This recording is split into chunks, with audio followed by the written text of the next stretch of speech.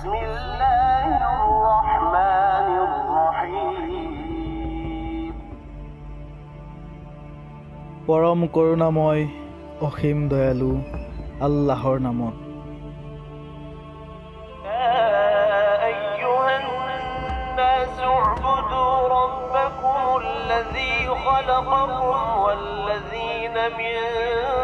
خلقكم والذين من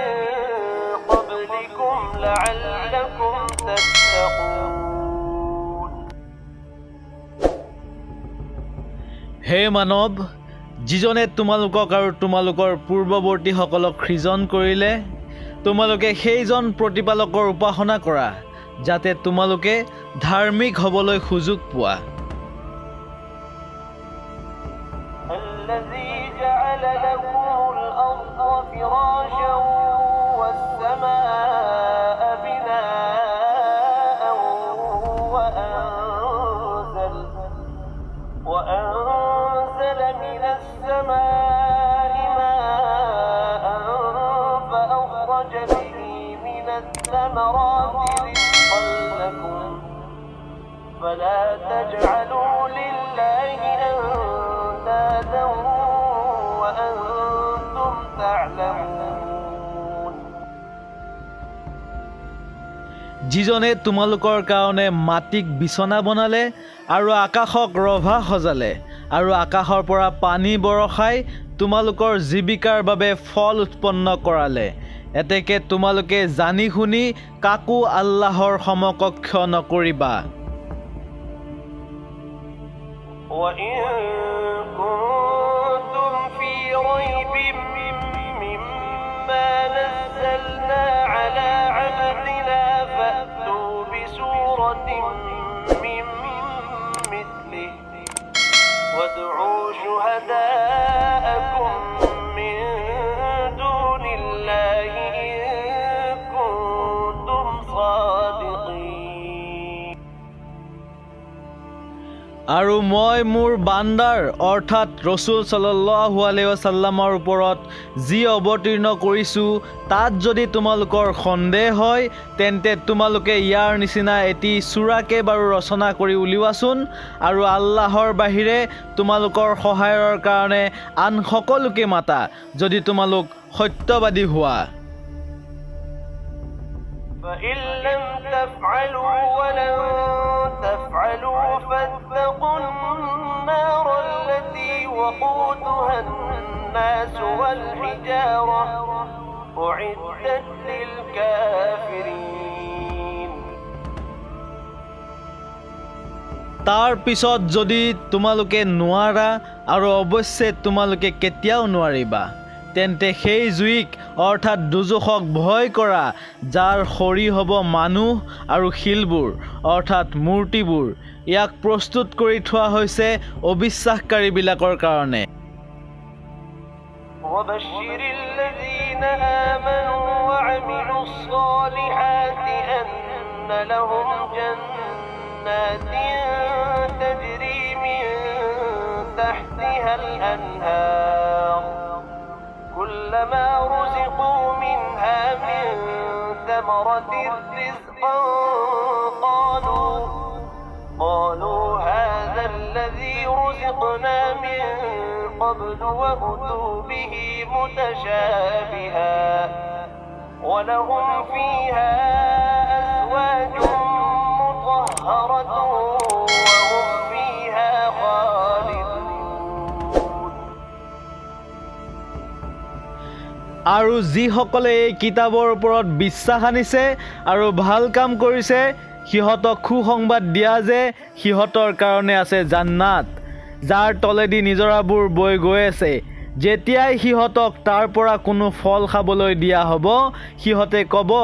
এই ফল দেখোন আমাক আগেও খাবলৈ দিয়া হৈছিল কাৰণ সিহঁতক দেখিবলৈ প্ৰায় একে ৰকম ফল দিয়া হ'ব আৰু তাত সিহঁতৰ কাৰণে থাকিব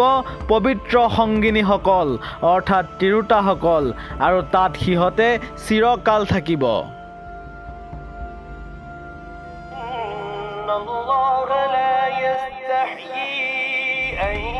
يضرب مثلا فأما بعوضة فما فوقها فأما الذين آمنوا فيعلمون أنه الحق من ربهم وأما الذين كفروا فيقولون ماذا أراد الله بهذا مثلا يضل به كثيرا ويهدي به كثيرا وما يضل به إلا الفاسقين নিঃসন্দেহে আল্লাহে মহ মাখি নাইবা তাতোকৈ অতি ক্ষুদ্ৰতম বস্তুৰো উপমা দিবলৈ লাজ নকৰে। এতেকে যিসকলে বিশ্বাস কৰে সিহঁতে জানে যে ই অৰ্থাৎ এই কোৰাণ সিহঁতৰ প্ৰতিপালকৰ পৰা অহা সত্যবাণী,